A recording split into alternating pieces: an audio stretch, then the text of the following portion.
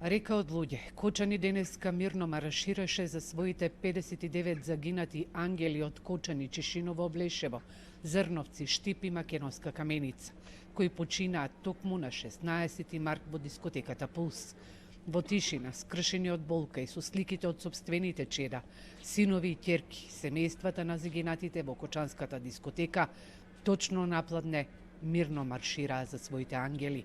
Мирниот марш почна во паркот на Револуцијата во 12 часот и 5 минути, како символ на задоцнетата институционална реакција.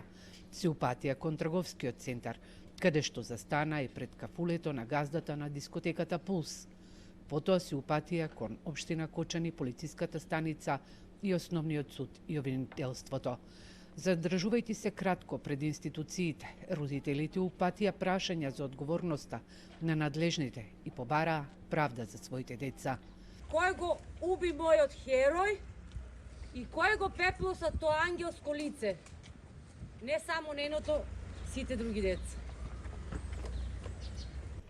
17 години детешко. Што знае, ништо живото не видел. Нема што да кажем, немам коментар ништо. Никој пат да не се случува катастрофа, биде со млади деца се испратими ги појде да се провеселат, дојдува се мртви. Естеке, тоа одговарат сите. На транспарентите кои ги носеа семејствата и другарите и другарките на загинатите во пожарот во Кочанската дискотека, која е најголемата трагедија во земјава во изминатите 3 децении, пишуваше: ова не е несреќа, ова е убиство. Коруптивниот систем ги уби нашите деца. Тие порачаа дека ако сите институции си ги извршувале своите задачи, до трагедијата немало да дојде. Маршот заврши на истото место од каде што и почна, а граѓаните нагласија дека ќе бараат правда за своите најмили.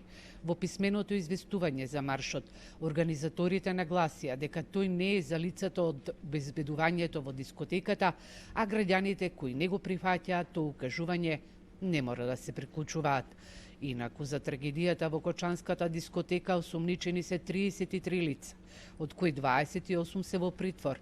Од нив 7 се полициски службеници, началници во СВР, Штип и ОВР Кочани, како и градоначалникот на општина Кочани Љупчо Папазов, кој пред 3 недели си даде оставка, а истрагата за овој случај се уште е во тек.